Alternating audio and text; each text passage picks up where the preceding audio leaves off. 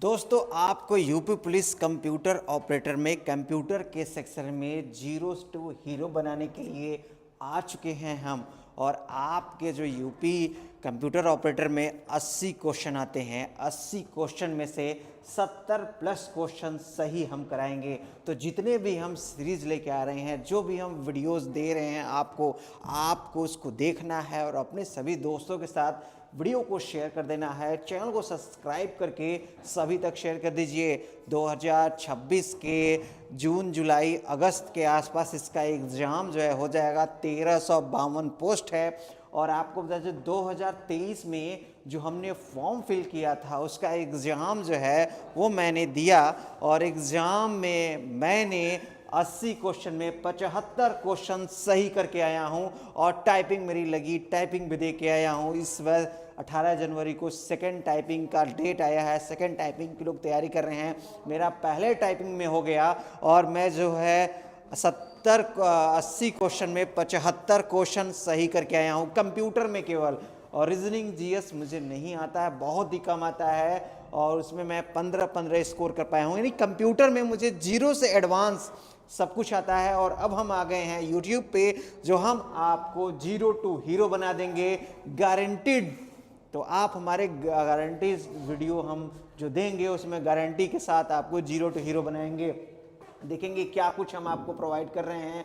यहाँ पे देखिए ये तो जीके जीएस का है, और यहाँ पे ये देखिए पूरा का पूरा इंट्रोडक्शन का है, डेटाबेस मैनेजमेंट है, पीसी सॉफ्टवेयर ऑटोमेशन है, इसके बाद वर्क प्लेस प्रोडक्टिविटी टूल है, नेटवर्क टूल है, इंटरनेट है, ईमेल पब्लिशिंग है। ये जितने भी सिलेबस आप देख रहे हैं, जितना भी देख रहे हैं, पूरा का पूरा कराएंगे। और यहाँ पे इसका एमसीक्यू भी देख सकते हैं, कितने एमसीक्यू यहाँ पे हैं। हम जो है अपने कुछ वीडियोस में हम इंट्रोडक्शन का एमसीक्यू कर लिए हैं अपने। अब जो है इस समय जो चल रहा है हमारे पास, वो जो चल रहा है, देखिए इंट्रोडक्शन के कितने वीडियोस हम कर चुके हैं, कितने एमसीक्यू कर चुके हैं, इस सेक्शन में कितना एमसीक्यू है, इसके बाद इस सेक्शन में कितना एमसीक्यू। हमने बहुत ढेर सारे एमसीक्यू कर लिए हैं इंट्रोडक्शन के सेक्शन में। और हम जो है इसमें कर रहे थे, डेटाबेस में कर रहे हैं। यानी कि आप जो है zero to hero UP police computer operator में हमारे द्वारा बन सकते हैं। आप जो है हमारे इस वीडियो को अपने सभी दोस्तों के साथ शेयर करेंगे और सभी के साथ साझा करेंगे। नमस्कार दोस्तों, मेरा नाम है चंद्र प्रकाश सहगल और आप लोग देख रहे हैं हमारा अपना प्यारा यूट्यूब चैनल। तो अभी कभी चैनल को सब्सक्राइब कर लीजिए और सभी दोस्तों के साथ इस वीडियो को शेयर करिए। तो आइए चलिए बढ़ते हैं आगे और स्टार्ट करते हैं अपना वीडियो का टॉपिक। वीडियो स्टार्ट करते हैं। दोस्तों आज की वीडियो में हम डिस्कस करने वाले हैं, और वो क्या चैप्टर है? दोस्तों चैप्टर है आपको यहाँ यूपी पे पुलिस आज का चैप्टर है डेटाबेस मैनेजमेंट सिस्टम के हम जो है टॉपिक देख रहे हैं। और आपको वीडियो को लाइक करके चैनल को सब्सक्राइब कर देना है। यहाँ पे 60 क्वेश्चन हमारे हो चुके थे, 60 के आगे बढ़ने जा रहे हैं। और इससे पहले वीडियो शूट कर रहे थे, कुछ जो है एको की वजह से वीडियो शूट नहीं कर पाए हैं। तो यहाँ पे 60वां क्वेश्चन, 60 से 62 के लगभग क्वेश्चन कर चुके थे। तो यहाँ पे अभी जो है हम 60 से क्वेश्चन करने वाले हैं। और यहाँ पे पहुँच रहे हैं। आपको करना क्या है, वीडियो को लाइक करके जाना है और चैनल को सब्सक्राइब कर देना है। जीरो टू हीरो बनना है तो जुड़िए हमारे साथ। और जितने भी हम एमसीक्यू वगैरह करा रहे हैं सबको आपको वॉच करना है, सबको देखना है। जो भी कराएंगे इन सभी में से आपके क्वेश्चन आ जाएंगे। और ये इसका जल्दी हम प्लान कर रहे हैं कि आपको ये जो टॉपिक है, ये जो क्वेश्चन आपको दे रहे हैं, ये हार्ड मटेरियल में आपको मिल जाए। हाँ, हार्ड मटेरियल की बात कर रहे हैं, जिससे आप ऑर्डर करके हमारे थ्रू कैश ऑन डिलीवरी पा सकते हैं बिल्कुल फ्री में। तो आपको करना ये है कि चैनल को सब्सक्राइब कर लेना है। यहाँ तक हमारा ये सवाल आपसे पूछे थे पिछले वीडियो में। सवाल क्या है, देख सकते हैं, विच of the following DBMS does not support SQL. तो यहाँ पे कौन कौन सा एसक्यूएल को सपोर्ट नहीं करता है। तो यहाँ पे जैसा कि आप देख पाएंगे कि जो डीबीएमएस एसक्यूएल सपोर्ट करता है, ओरेकल जो है डीबीएमएस और एसक्यूएल का सपोर्ट करता है, माई एसक्यूएल भी एसक्यूएल का सपोर्ट करता है, एमएक्स एक्सेस जो है वो एसक्यूएल का सपोर्ट करता है। यानी कि जो जो एसक्यूएल का सपोर्ट करते हैं वो रिलेशनल डेटाबेस मैनेजमेंट सिस्टम में आएंगे, रिलेशनल डेटा के साथ आएंगे। और फ्रॉक्स प्रो सपोर्ट नहीं करता है। और यही सवाल का सही आंसर है। जैसा कि आप यहाँ देख सकते हैं, हमने लिख रखा है फॉक्स प्रो अपनी अलग भाषा प्रयोग करता है, एसक्यूएल नहीं सपोर्ट करता है। तो ऐसे देखिए जबरदस्त क्वेश्चन आ रहे हैं, सारे क्वेश्चन आपके एग्जाम ओरिएंटेड हैं। अगला सवाल है, which operator in SQL is used for pattern matching. Pattern matching के लिए किस ऑपरेटर का यूज़ करते हैं, लाइक का यूज़ करते हैं, बिटवीन का यूज़ करते हैं, इन का यूज़ करते हैं या मैच का यूज़ करते हैं। तो यहाँ पे जब पैटर्न मैचिंग की बात करें, हम पैटर्न मैचिंग के लिए लाइक का इस्तेमाल करते हैं और लाइक से जो है हम पैटर्न को मैच करते हैं। कोई भी पैटर्न मैचिंग करना हो तो लाइक लिखते हैं, लाइक ऑपरेटर का यूज़ करके हम पैटर्न को मैच करते हैं।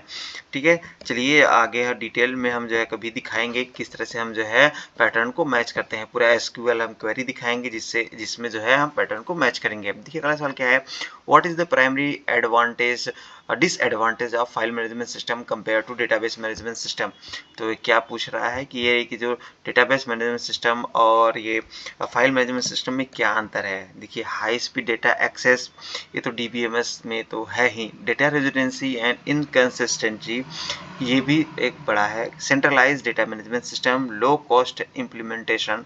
तो इसका सही आंसर ये होना चाहिए, डेटा को रिड्यूस कर सकते हैं, इनकंसिस्टेंसी को कम कर सकते हैं, ये होना चाहिए और यही करेक्ट आंसर है। देख सकते हैं डेटा की रेजिडेंसी को कम किया जा सकता है और इनकंसिस्टेंसी की जाती है। तो ये है इसका करेक्ट आंसर, ये है।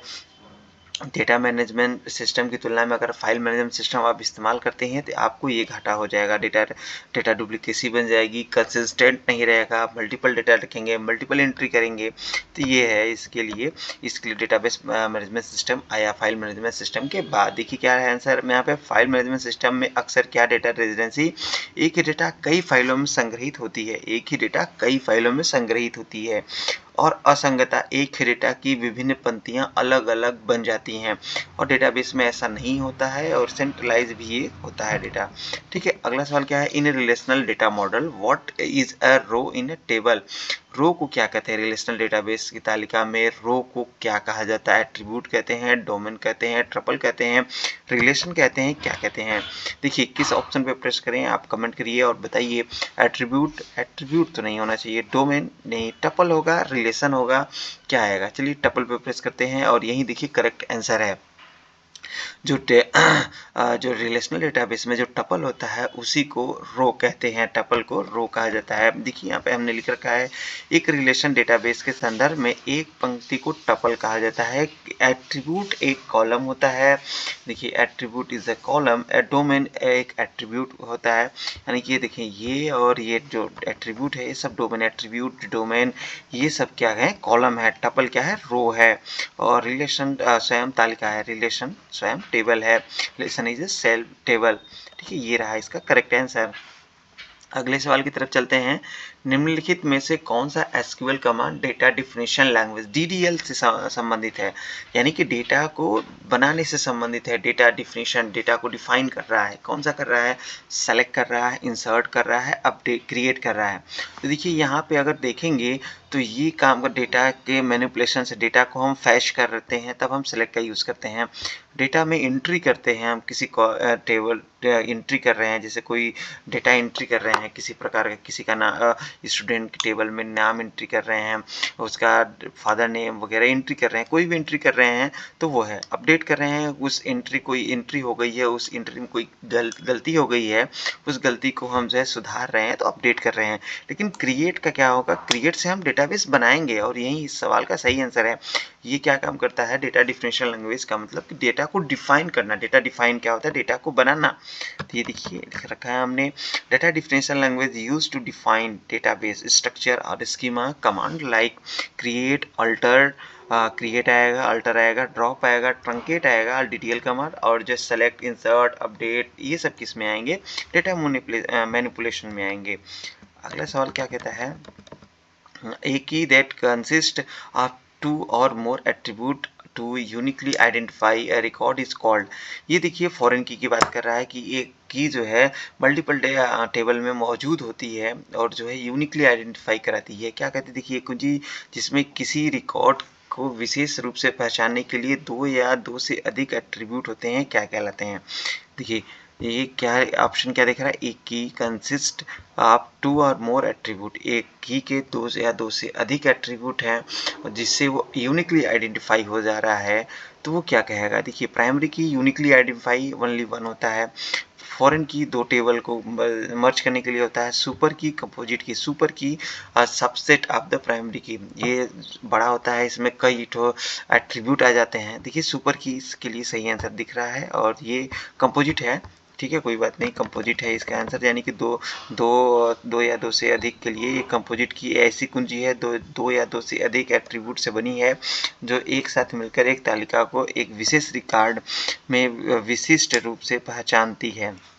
एक जो सुपर की विशेष रूप से रिकॉर्ड को पहचानी जाती है, लेकिन अतिरिक्त एट्रीब्यूट को कहा जाता है, तो अद्वितीय पहचान के लिए आवश्यक नहीं है। तो यहाँ देखिए कंपोजिट बन रहा है। कंपोजिट इज ए की that is made up of two or more attributes that together uniquely identify a record in a table. A super key is also uniquely identify record but may consist extra attribute. इसमें super की में एक से ज़्यादा attribute आ जाएंगे, extra attribute not necessary for uniquely identify. तो ये इस वजह से ये कंपोजिट बन रहा है। ठीक है, तो ये आपके लिए था कि आप जाने कि क्या आप करके आएंगे। जैसा कि अगर ये आप क्वेश्चन नहीं दिखेंगे तो आप सुपर की करके आएंगे, कंपोजिट पे आपका ध्यान ही नहीं जाएगा। कंपोजिट का मतलब कि आप समझेंगे कि दो या दो से अधिक मिलके दो या दो से अधिक की से मिलके बनाए की को कंपोजिट कहेंगे, ये आपका ध्यान जाएगा। सुपर की का आप सोचेंगे, सुपर की बहुत से लोग पढ़ाएंगे कि सुपर की is subset of the all keys, जिससे हम किसी भी एट्रीब्यूट को यूनिकली आइडेंटिफाई करते हैं, तो आप सुपर की प्रेस करके आएंगे। जैसा मैं देख रहा था सुपर की होना चाहिए था, लेकिन क्या हुआ कि ये देखिए ये प्रेजेंट ऑफ माइंड, कि आप जो है उसमें क्या देख रहे हैं, क्वेश्चन को किस तरह से घुमाता है। आप यहाँ खुद भी देख सकते हैं, क्वेश्चन को खुद घुमाता है। यहाँ पे जो मैं बनाया प्रेजेंटेशन लेके आया हूँ, वहाँ सब कुछ जो है चीज़ें पढ़ के अब जो है उसके बाद भी दिमाग क्या होता है कि यार ये होना चाहिए, लेकिन जो इसका करेक्ट आंसर है यही है। तो ऐसे में इन चीज़ों को देख लीजिए। देखिए एक कुंजी जिसमें किसी रिकॉर्ड को विशिष्ट रूप से पहचानने के लिए दो या दो से अधिक एट्रीब्यूट होते हैं, उसे क्या कहते हैं, कंपोजिट की कहते हैं। तो दोस्तों ये जो डेटाबेस वगैरह देख रहे हैं, अभी हम एमसीक्यू करा रहे हैं, एमसीक्यू का लेवल आप देख रहे हैं। इसके बाद जल्द ही हम लेके आएंगे इस पे डेडिकेटेड आप सभी लोग थ्योरी बेस्ड क्वेश्चन, ताकि आप जो है इसकी बेस की पीछे की थ्योरी जान सकते हैं, क्यों एक कंपोजिट एट्रीब्यूट बन रहा है, सुपर की क्या है, प्राइमरी की क्या है, प्रैक्टिकली बताएंगे। ऐसा नहीं है कि बस थ्योरी बताए, प्रैक्टिकली ही आपको प्रोग्राम में इंस्टॉल करके प्रोग्राम में चला के दिखाएंगे किस तरह से हम प्रोग्राम बनाते हैं, किस तरह से प्रोग्रामिंग करते हैं, सब कुछ बताएंगे ताकि एक बार में ही ये आपके दिमाग में चला जाए। चलिए अगला ऑप्शन क्या है, अगला क्वेश्चन क्या है, FoxPro is example of which type of database management system. देखिए फॉक्सप्रो किस प्रकार का डेटाबेस मैनेजमेंट सिस्टम है, हेरारिकल है, नेटवर्क है, रिलेशनल है, ऑब्जेक्ट ओरिएंटेड है। तो देखिए कौन सा है, ये है रिलेशनल डेटाबेस। फॉक्सप्रो क्या है, रिलेशनल डेटाबेस है, लेकिन ये जो है एसक्यूएल को सपोर्ट नहीं करता है, एसक्यूएल डेटाबेस नहीं है। चलिए क्या है, ये देखिए FoxPro is a later version virtual FoxPro is a text based procedural programming language based relational database system, RDBMS पे है, लेकिन इसमें एसक्यूएल लैंग्वेज नहीं यूज होती है। इसमें कौन सी लैंग्वेज होती है, प्रोसीजरल प्रोग्रामिंग लैंग्वेज का यूज किया जाता है। अभी पिछले जो सवाल आया था उसमें पूछा था कौन सा डेटाबेस जो है एसक्यूएल का सपोर्ट नहीं करता है, तो क्या था हमारा फॉक्सप्रो था। अभी देख लीजिए फॉक्सप्रो किस प्रकार का डेटाबेस मैनेजमेंट सिस्टम है, रिलेशनल डेटाबेस मैनेजमेंट सिस्टम है, और ये कौन सा फॉलो करता है। देखिए विजुअल फॉक्सप्रो के लिए और विजुअल स्टूडियो के लिए ये इसका डेटाबेस है विजुअल स्टूडियो, यानी कि ये माइक्रोसॉफ्ट का है, माइक्रोसॉफ्ट विजुअल फॉक्सप्रो डेटाबेस है ये, और ये रिलेशनल डेटाबेस मैनेजमेंट सिस्टम है। ठीक है, अगला क्या काम, अगला सवाल है आपका, which SQL clause is use to filter the result of a query based on the specific condition. यहाँ पे कंडीशन दी गई है, कंडीशन से किसी भी रिकॉर्ड को चेक किया जा रहा है, किसी रिजल्ट को फिल्टर किया जा रहा है, क्वेरी की जा रही है, तो ये यहाँ पे वेयर आएगा। जब भी हम कोई भी फिल्टर कोई भी कंडीशन देते हैं, तो वेयर में हम कंडीशन देते हैं, न ग्रुप बाय में, न ऑर्डर में, न हैविंग में। ग्रुप बाय में क्या होता है कि हम जो है ग्रुप करते हैं, अगर सेट दिया गया है किसी को ग्रुपिंग करनी है तो वहाँ पे हम ग्रुप करते हैं। और ऑर्डर बाय में हम क्या करते हैं कि अगर कोई रिजल्ट है उसको हमको असेंडिंग ऑर्डर में करना है, डिसेंडिंग ऑर्डर में करना है, सेट करना है, तो वो करते हैं।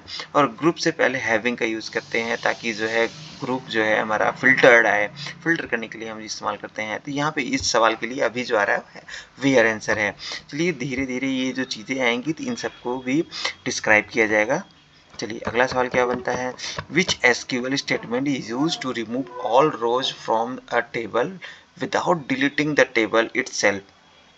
सभी रोज को डिलीट करना है, और ये आपसे टेबल पूछा है, क्या आप करेंगे, क्या कमांड देंगे कि टेबल पूरी टेबल बना रहे हैं, पूरे रिकॉर्ड जो है वो गायब हो जाए। तो यहाँ पे क्या कि तालिका को हटाए बिना डिलीट करेंगे तो एक एक जो है डिलीट करता है, डिलीट ये कमांड सही नहीं है। ड्रॉप करेंगे तो क्या कर पूरी पूरी टेबल को ही ये डिलीट कर देगा। ट्रंकेट का काम करते हैं हम, जो ट्रंकेट जब बटन प्रेस करते हैं ट्रंकेट के लिखते हैं ट्रंकेट टेबल टेबल नेम, तो क्या काम करता है ट्रंकेट पूरी के पूरे रो को डिलीट कर देता है। डिलीट क्या काम करता है, एक एक रो को डिलीट करता है, और ट्रंकेट एक साथ सबको डिलीट कर देता है।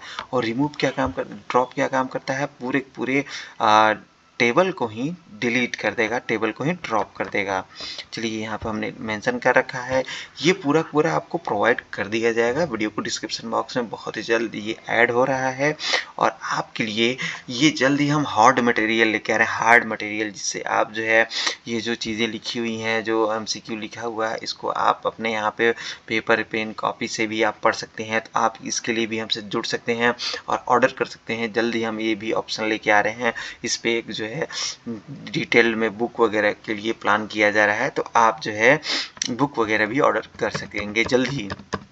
अगला क्या सवाल है, the ability to modify the internal schema without having the change of conceptual or is external schema is called। आपको क्या पूछ रहा है कि वैचारिक या बाहरी स्कीमा को बदले बिना आंतरिक स्कीमा को संशोधित करने की क्षमता को क्या कहा जाता है। Logical data independent, physical data independent, conceptual data independence, external data independent.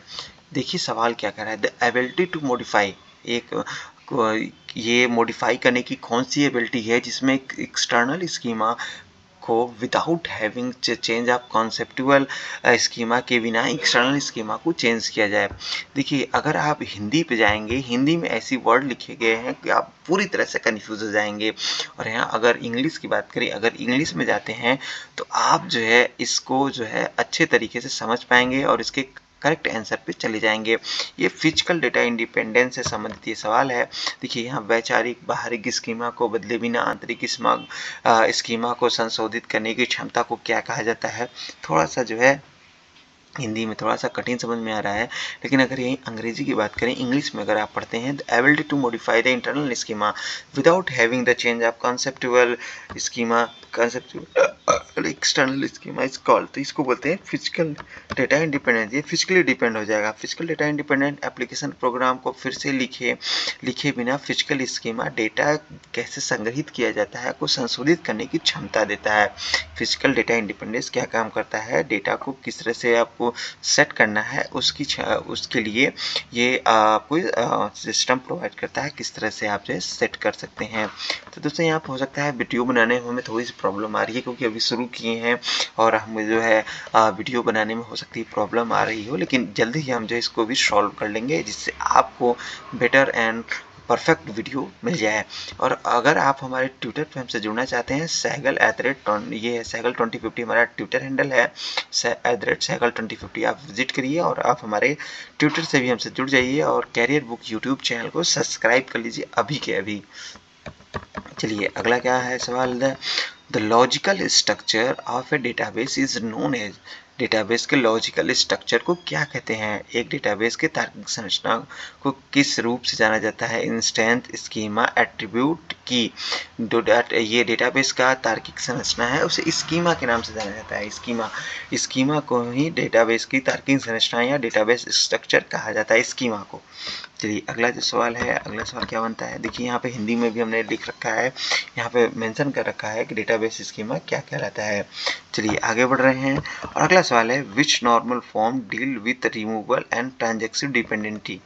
क्या बोल रहा है भैया कि कौन सा नॉर्मल फॉर्म ट्रांजैक्टिव डिपेंडेंसी को रिमूव करता है। कौन सा नॉर्मल फॉर्म, समकर्म निर्भरता। देखिए हिंदी में समकर्म निर्भरता और ट्रांजैक्टिव डिपेंडेंसी को हटाता है। कौन सा normal form, first normal form हटाता है, सेकेंड, थर्ड या बाइकॉट नॉर्मल फॉर्म, बी, सी, एन, एफ, कौन सा उठाता है ट्रांजैक्टिव डिपेंडेंसी को। तो यहाँ पे थर्ड नॉर्मल फॉर्म जो है ट्रांजैक्टिव डिपेंडेंसी को हटाता है।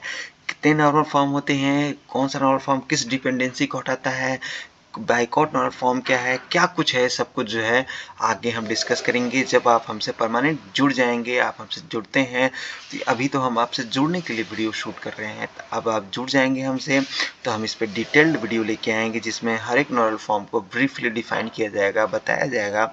अगर ऐसे सवाल बनेंगे तो ये होगा, ऐसे सवाल बनेंगे तो ये होगा।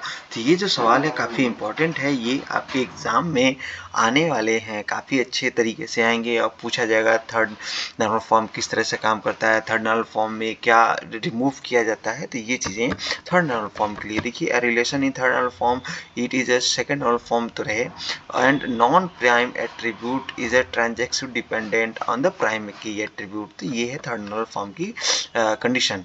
अगला क्या सवाल है, which of the following is not the property of the ACID। ACID की प्रॉपर्टी नहीं है, क्या प्रॉपर्टी नहीं है दोस्तों, देखिए ACID की क्या प्रॉपर्टी नहीं, एटॉमिसिटी, कंसिस्टेंसी, आइसोलेशन, ड्यूरेबिलिटी, इसमें से कौन सी नहीं होता है। एटॉमिसिटी होती है, A for atomicity, C for consistency, I for isolation, due for durability. क्या नहीं होना चाहिए, चलिए क्या नहीं होता है ये देख लेते हैं।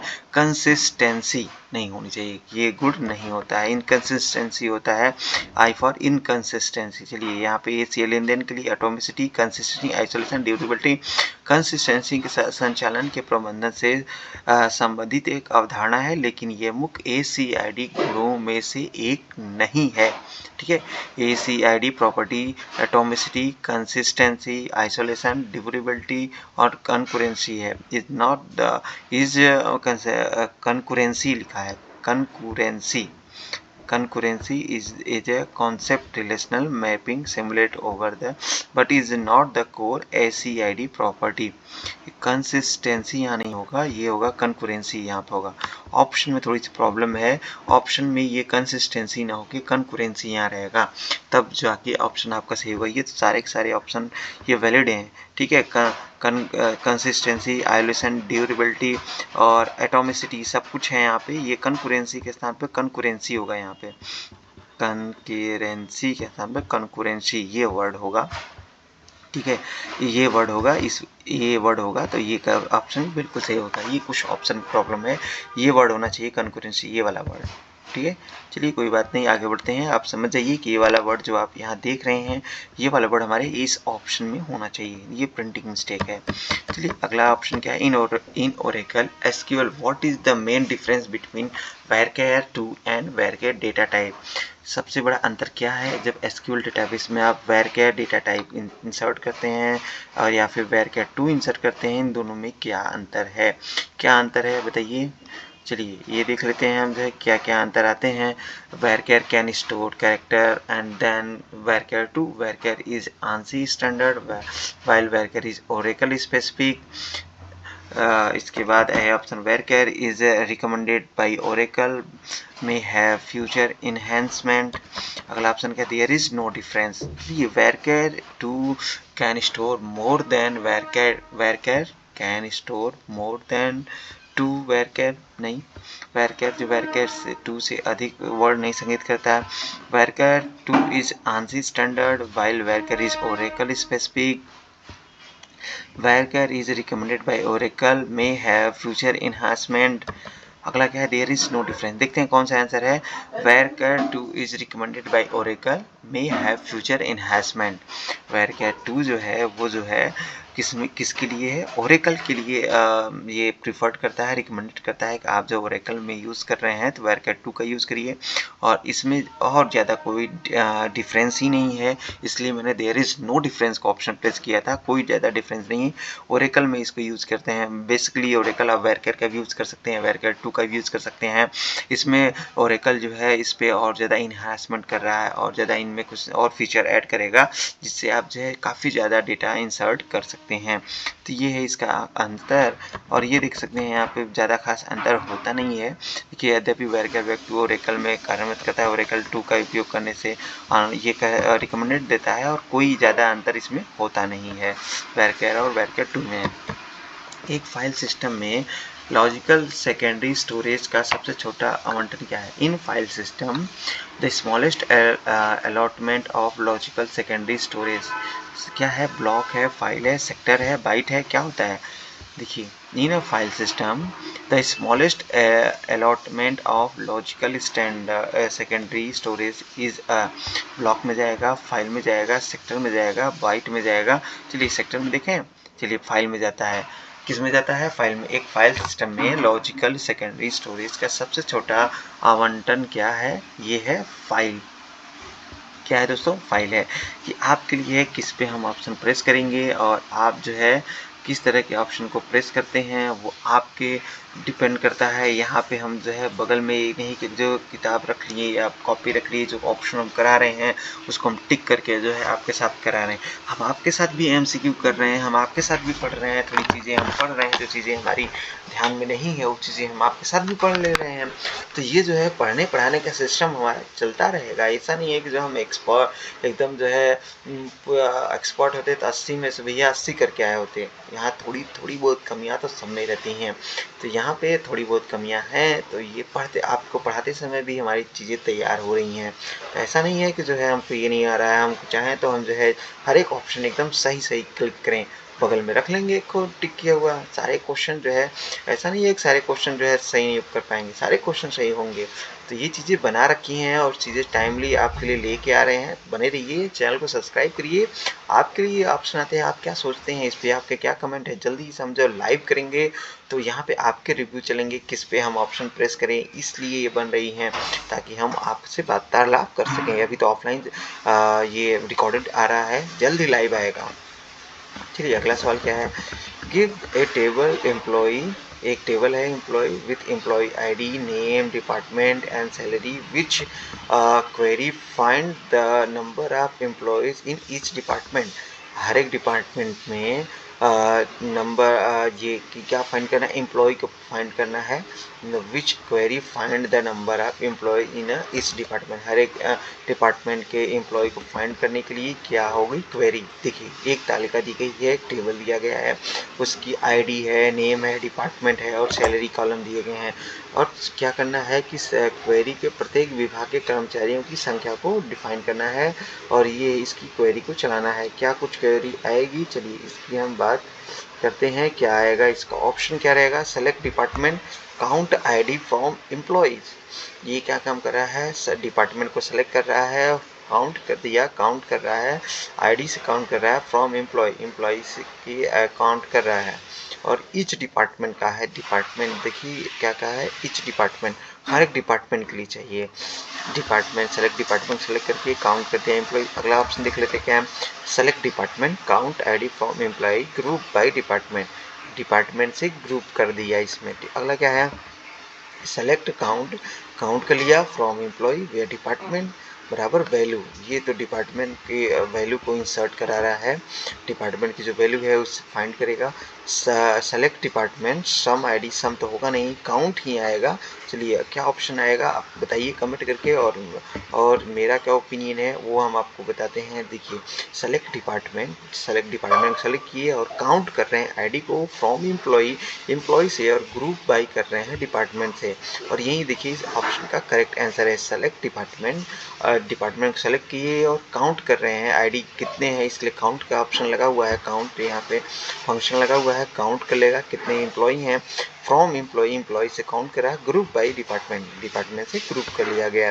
देखिए यहाँ पे ग्रुप बाई का ये काम है। देखिए यहाँ पे और लिख रखा है हमने, ग्रुप बाई क्लॉज का उपयोग करके इंटीग्रेट फंक्शन काउंट जैसे एक साथ एक से अधिक कॉलम या परिणामों के सेट को समूहित करने के लिए किया जाता है। तो ये है इसके लिए करेक्ट आंसर। चलिए अगला आंसर क्या है? The term cardinality.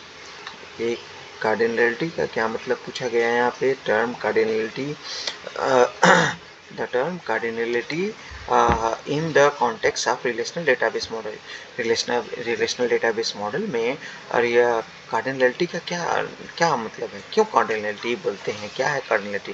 कार्डिनलिटी शब्द का क्या अर्थ है? The number of attribute in relation, the number of tuple in relation, the number of table in database, the number of keys in relation.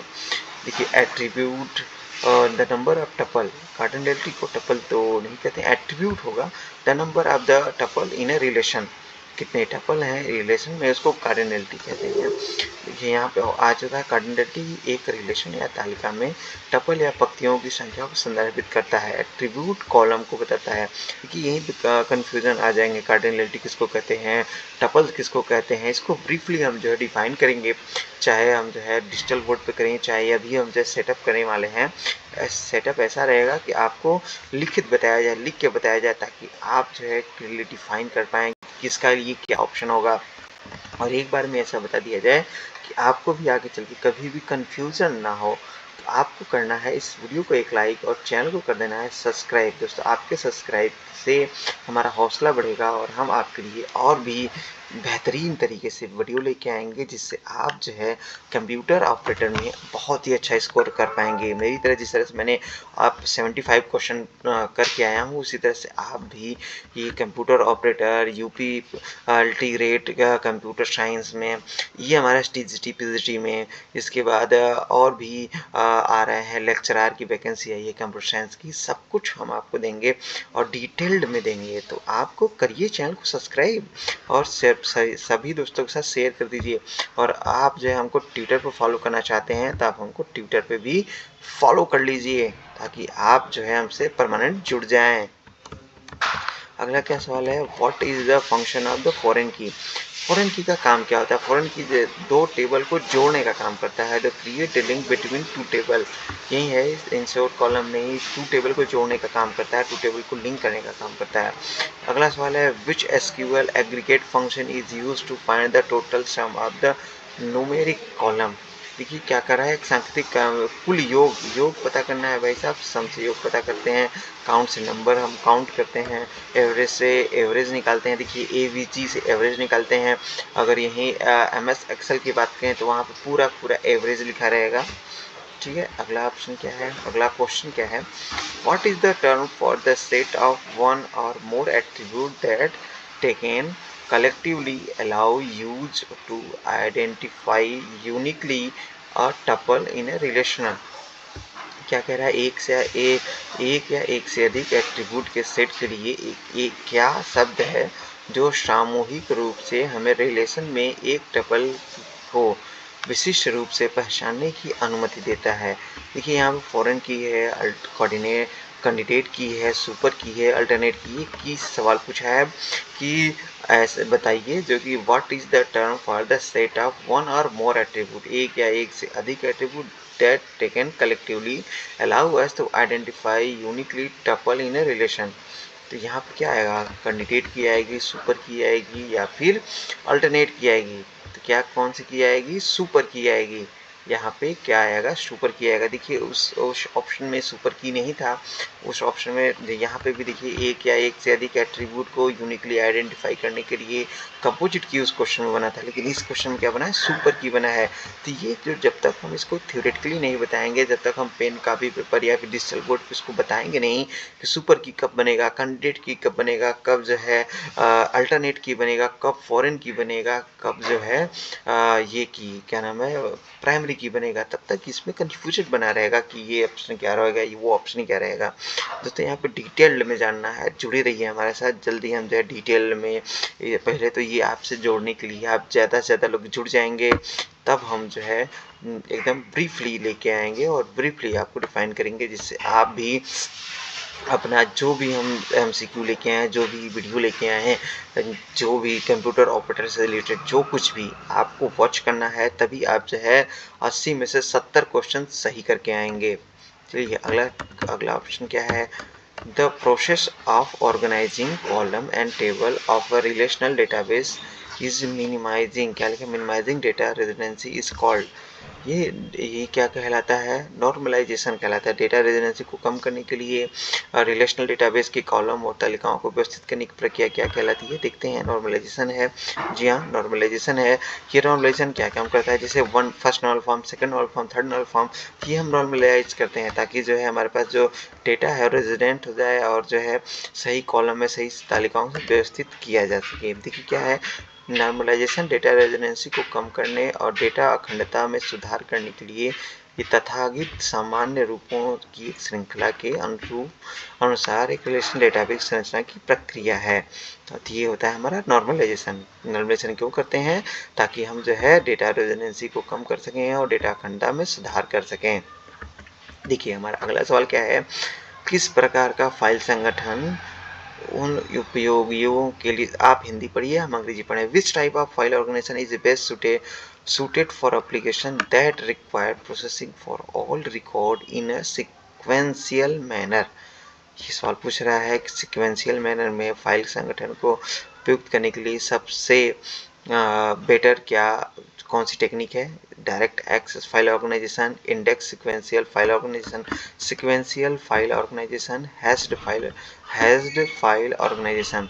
किस प्रकार का फाइल संगठन उन उपयोगों के लिए सबसे उपयुक्त है जिनके लिए सभी रिकॉर्ड को अनुक्रमिक तरीके से संग्रहित करने की आवश्यकता होती है। क्या है? Which type of file organization is best suitable. पढ़िए क्वेश्चन को और बताइए क्या होगा। Direct access file organization, indexing होगी, सीक्वेंशियल फाइल ऑर्गेनाइजेशन होगा, क्या होगा? चलिए देखते हैं क्या आना चाहिए हमारे। सीक्वेंशियल फाइल ऑर्गेनाइजेशन इसके लिए होगा क्योंकि हम सीक्वेंस में बात कर रहे हैं, सीक्वेंस चला रहे हैं और यहाँ पे सीक्वेंशियल मैनर की बात कर रहा है। तो यही इस सवाल के लिए आंसर तो यही दे दिया गया था सीक्वेंशियल मैनर में। तो यहाँ पे सीक्वेंशियल फाइल ऑर्गेनाइजेशन की बात हो रही है। आप जो है किसी अदर पे मत प्रेस करिएगा। Which type of file organization is best suitable application that require processing for all record in a sequential। जो फाइल ऑर्गेनाइजेशन है उसको सीक्वेंस मैनर में सेट करने की तकनीक पूछी जा रही है, सीक्वेंशियल मैनर में सीक्वेंस फाइल ऑर्गेनाइजेशन। देखिए अगला सवाल क्या है, which SQL join returns all rows when there is a match is either left or right table। देखिए क्या होगा, फुल आउटर ज्वाइन होगा, इनर ज्वाइन होगा, लेफ्ट ज्वाइन होगा, राइट ज्वाइन होगा, दोनों की बात कर रहा है। देखिए which SQL join return all rows, पूरे को दी, when there is match is either left or right. तो यहाँ पे लेफ्ट केवल लेफ्ट ज्वाइन से संबंधित है, राइट केवल राइट देगा, इनर इंटरसेक्शन देगा और यहाँ पे आउटर ज्वाइन में दोनों चीजें दी जा सकती हैं। देखते हैं, और ये फुल आउटर ज्वाइन है यानी कि दोनों इसमें सब आ जाएगा। अगर जो इंटरसेक्शन रहेगा तो वो देगा, अगर वहाँ पे लेफ्ट ज्वाइन का ऑप्शन आएगा तो लेफ्ट ज्वाइन का आंसर देगा, लेफ्ट ज्वाइन की वैल्यू देगा। अगर यहाँ पे राइट ज्वाइन के संबंधित है तो राइट ज्वाइन का देगा। तो ये फुल आउटर ज्वाइन होता है, पूरी ज्वाइन से यहाँ रिलेशन है। देख सकते हैं यहाँ पर लिख रखा है, ये full outer join return all record there is a match is either left or right. Table is a combination of left join and right join का कॉम्बिनेशन है फुल आउटर ज्वाइन। चलिए अगला सवाल क्या है। चलिए इसको इस वीडियो में लगभग हम 90 क्वेश्चन की बात कर लेंगे, या फिर अगर होगा तो 100 पे पहुंच जाएंगे हम। अगला है N attribute that can be divided into smaller सब पार्ट इज कॉल्ड। देखिए दोस्तों ये सवाल जो है, ये सवाल आप बताइए, उससे पहले हम आपसे बात कर लेते हैं, कमेंट करते रहिए। लोग जो है यूट्यूब पे जो है 1 घंटा 1.5 घंटा में 25 सवाल हैं, 20 सवाल हैं, बस इतना ही कर पाते हैं। यहाँ पे हम 50-50 60-60 सवाल करेंगे ताकि आपका जो एग्ज़ाम है वो बेटर जाए, आप जो है अच्छी चीज़ें सीखें। जब हम थ्योरी के सेक्शन में आएंगे तो उस थ्योरी के हिसाब से चलेंगे और थ्योरी में डिटेल में समझाएंगे। अभी जो है हम एमसीक्यू में चल रहे हैं और एमसीक्यू से आप जो पढ़ते चले जाइए, याद करते जाइए चीज़ें, जो चीज़ें बताई जा रही हैं वो चीज़ें देखते जाइए। हो सकता है वीडियो बनाने में कोई कमी हो हमारे, जल्दी उसको इम्प्रूव करेंगे। तो चलिए इसके लिए क्या ऑप्शन है, चलिए आप आंसर प्रेस करिए और हमें कमेंट करिए। चलिए इसका जो आंसर है कंपोजिट एट्रीब्यूट होगा। ठीक है, N attribute that can be divided into smaller सब पार्ट्स, यानी कि एक एट्रीब्यूट है जिसको 2 भागों में डिवाइड किया जाए। जैसे कि आपका फुल एड्रेस जो होगा वो भी कई भागों में डिवाइडेड है। फुल एड्रेस हो गया, ये देखिए फुल एड्रेस की बात हम कर ही रहे हैं। एड्रेस का ऑप्शन में लिख भी रखा है कि आपकी स्ट्रीट आ जाएगी, सिटी आ जाएगी, स्टेट आएगा, जिप कोड आ जाएगा, ये सब अलग अलग भी है। अब एक साथ एड्रेस वाले सेक्शन में भी रख सकते हैं। तो ये कंपोजिट एट्रीब्यूट है, ये पूरा कंपोजिट एट्रीब्यूट में आ गया। चलिए अगला क्या है, what is the purpose of SQL as clause? As clause का यूज क्यों करते हैं? एसक्यूएल क्लॉज का उद्देश्य क्या है? As to filter the result, to create the sub query, to rename a column और टेबल एज अलाइन। इसी अगर जो है हमको रीनेम करना है कॉलम को, टेबल को, तो हम जो है क्या काम करते हैं? एज अलाइन का यूज करते हैं, जिससे क्या होता है कि टेबल को रीनेम किया जा सकता है और कॉलम को भी। देखिए अगला क्या, एज क्लॉज का उपयोग एसक्यूएल में एक परिणाम सेट में एक तालिका या एक कॉलम का उपनाम या अस्थायी या अपठनीय नाम को चेंज करने के लिए उपयोग करते हैं। फिर अगला ऑप्शन क्या है? देखिए यहाँ फॉक्स प्रो से सवाल आ गया। फॉक्स प्रो में हटाए गए रिकॉर्ड को अस्थायी रूप से हटाने के लिए किस कमांड का उपयोग करते हैं? मतलब जो हमें हटा दिए उसको परमानेंटली हटाना है। देखिए which command is FoxPro is use to permanently remove deleted record from a table.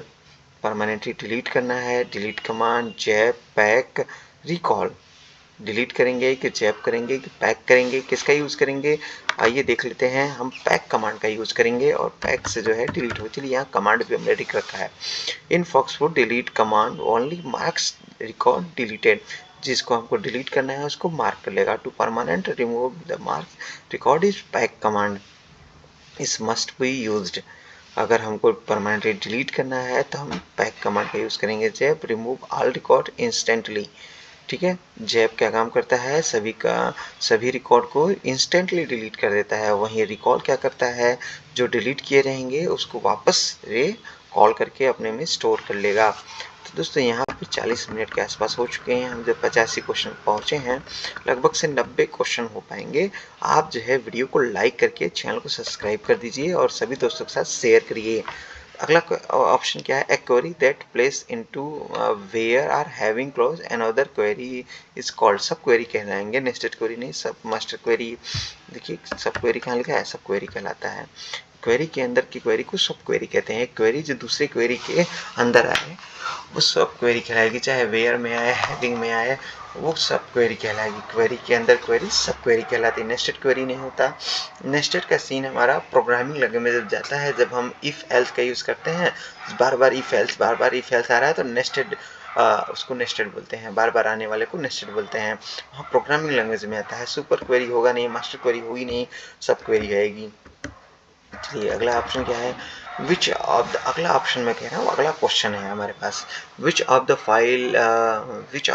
Following is advantage of using a database management system? Database management system का उपयोग करने के लिए निम्नलिखित में से क्या लाभ है? Increase data residency, enforcing integrity constant, increase development time, decentralize data, increase data residency, enforcing integrity constant. देखिए क्या है इसका?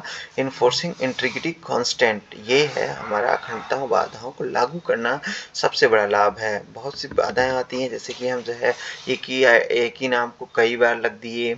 अब जो है हम खोज रहे हैं कि कौन सा यूज़र है, पता चला हम फाइंड ही नहीं कर पा रहे हैं उस यूज़र को एंट्री किए कि नहीं किए हैं। तो ये सारी डिटेल को जो है डेटाबेस में रिमूव किया जाता है। देखिए हमने लिख रखा है डीबीएमएस का एक मुख्य प्रमुख लाभ अखंडता बाधाओं को लागू करना है। जैसे कि यह सुनिश्चित करता है कि एज कॉलम केवल संख्याओं के लिए है और जो है आईडी कॉलम केवल आईडी के लिए, नंबर के लिए है। तो ये चीज़ें जो है ये हमारा डिटेल में बताता है। चलिए अगले सवाल की तरफ चलते हैं और देख लेते हैं कितने इसमें सवाल हैं। हम जो है डेटाबेस मैनेजमेंट सिस्टम चला रहे हैं तो कितने सवाल हैं दिखा दें आपको। देखिए दोस्तों कितने सवाल हैं।